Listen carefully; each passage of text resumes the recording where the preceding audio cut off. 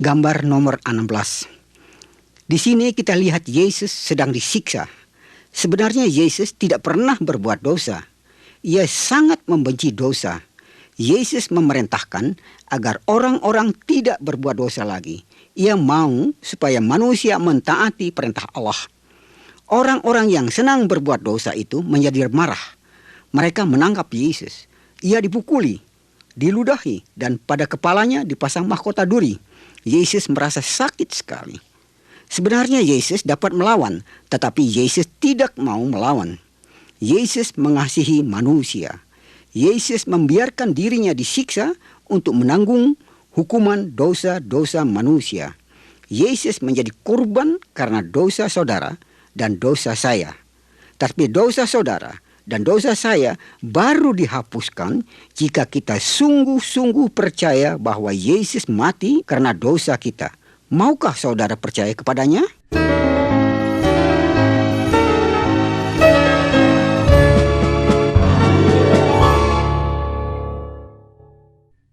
Gambar nomor 17. Orang banyak itu tidak puas hanya dengan menyiksa Yesus.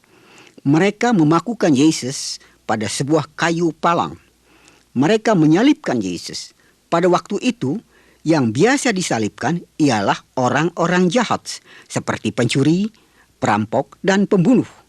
Ketika Yesus disalibkan, ada dua orang jahat yang disalibkan juga.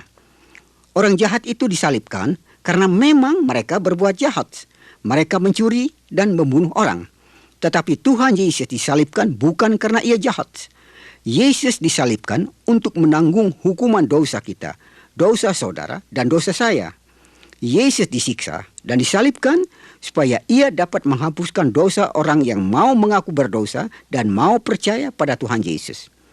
Setelah Yesus mati di salib, orang-orang yang mengasihi Tuhan Yesus menurunkan tubuhnya dari kayu salib dan membungkus tubuhnya dengan kain putih. Mereka menguburkan tubuh Tuhan Yesus di dalam sebuah gua, yaitu lubang besar di dalam batu. Pintu gua itu ditutup dengan batu yang besar.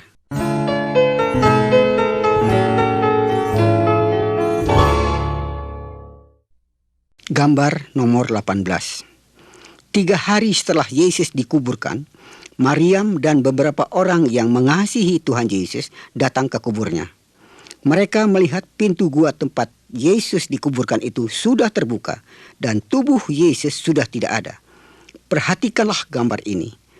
Yang ada hanya kain putih bekas pembungkus tubuh Yesus. Di situ ada 2 orang malaikat Allah yang berkata, Yesus tidak ada di sini. Yesus sudah hidup kembali. Maryam dan teman-temannya lalu pergi memberitahukan kepada teman-teman Yesus yang lain. Mereka lalu ingat akan apa yang pernah dikatakan Tuhan Yesus dahulu. Aku akan mati dan setelah 3 hari aku akan hidup kembali. Lalu mereka mencari Tuhan Yesus dan mereka bertemu dengan dia. Kemudian ratusan orang lain juga bertemu dan berbicara dengan Yesus yang sudah bangkit itu.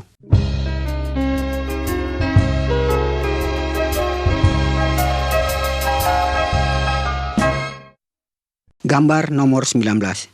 Gambar ini melukiskan Thomas yang sedang berlutut di hadapan Tuhan Yesus yang berbaju putih. Thomas adalah salah seorang teman Tuhan Yesus. Pada mulanya Thomas tidak percaya bahwa Tuhan Yesus sudah hidup kembali. Kata Thomas, sebelum aku melihat lubang bekas paku di tangan Yesus dan sebelum aku memasukkan jari ke lubang itu, aku tidak mau percaya. Pada suatu hari, Thomas dan teman-teman Yesus yang lain sedang berkumpul di sebuah ruangan yang terkunci rapat. Tiba-tiba Tuhan Yesus sudah berada di antara mereka. Tubuh Yesus yang sudah dibangkitkan itu adalah tubuh yang mulia yang dapat masuk ke dalam ruangan yang tertutup rapat. Ketika Thomas melihat bekas luka di tangan Yesus, ia percaya bahwa Yesus sudah hidup kembali. Di sini dapat kita lihat Thomas sedang menyembah Tuhan Yesus, Juru Selamatnya. Thomas baru mau percaya setelah ia melihat. Tetapi Tuhan Yesus mau supaya kita percaya sebelum kita melihat.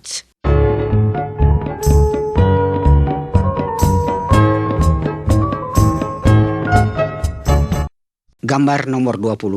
Setelah Tuhan Yesus hidup kembali, selama 40 hari banyak orang melihat dia dan bercakap-cakap dengan dia. Pernah satu kali sampai 500 orang sekaligus melihat Tuhan Yesus. Setelah itu Yesus mengajak teman-temannya ke sebuah bukit. Lalu Yesus berkata, "Sekarang aku akan pulang ke surga. Setelah aku pergi, kamu harus pergi menceritakan kepada semua orang bahwa aku pernah disalibkan untuk menanggung hukuman dosa manusia. Dan setiap orang yang mau percaya kepadaku, dosanya diampuni, dan ia akan mendapat tempat tinggal di surga." Ketika Yesus sedang berkata demikian, ia terangkat ke atas. Makin lama, makin tinggi, sampai akhirnya tertutup awan. Orang banyak itu melihat Yesus terangkat ke surga. Mereka terus memandang ke langit. Tiba-tiba, di dekat mereka ada 2 orang malaikat yang berkata, "Nanti pada suatu hari Yesus akan datang kembali. Ia akan datang di awan-awan seperti yang kamu lihat ketika ia pergi ke surga." Saudara-saudara, Yesus pasti akan datang kembali. Kalau ia kembali, ia akan mengajak orang-orang yang sudah percaya kepadanya pulang ke surga. Tetapi orang yang tidak mau percaya kepadanya akan dihukumnya. Maukah saudara percaya kepada Tuhan Yesus dan mentaati perintahnya?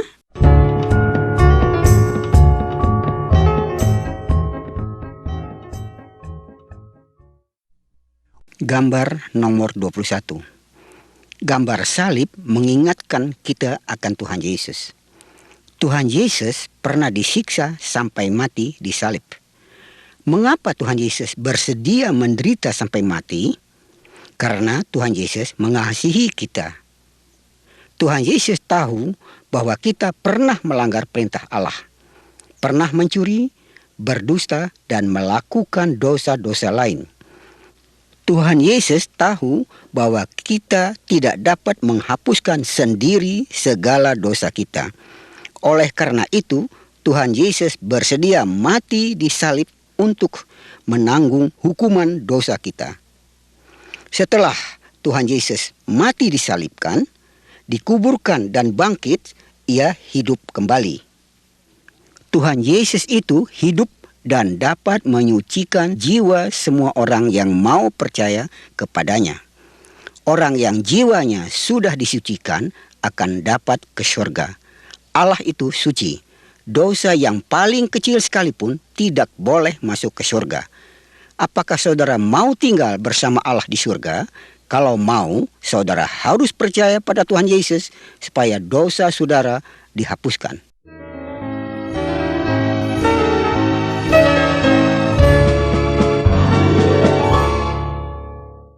Gambar nomor 22. Tuhan Yesus mengatakan bahwa ada 2 jalan. Jalan yang lebar dan jalan yang sempit. Perhatikan gambar ini. Setiap orang dengan sendirinya sudah berada di jalan yang lebar. Di jalan yang lebar, setiap orang dapat berbuat sekehendak hatinya. Sehingga di situ terdapat banyak orang jahat. Orang yang suka berdusta, mencuri, berzina, membunuh, dan semua orang yang tidak percaya pada Tuhan Yesus. Siapa yang terus menempuh jalan ini nanti akan dihukum di api neraka bersama-sama dengan setan. Jalan yang sempit ialah jalan orang yang sungguh-sungguh percaya kepada Tuhan Yesus. Pada waktu seorang sungguh-sungguh percaya kepada Tuhan Yesus, dia berpindah dari jalan yang lebar ke jalan yang sempit.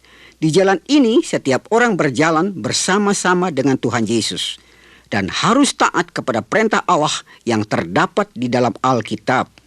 Dosa orang yang menempuh jalan ini sudah diampuni sebab Tuhan Yesus sudah menanggung hukuman dosa-dosa mereka ketika ia mati di salib. Orang yang percaya kepada Tuhan Yesus nanti akan tinggal bersama-sama dengan Allah di surga. Saudara ingin berjalan di jalan yang mana?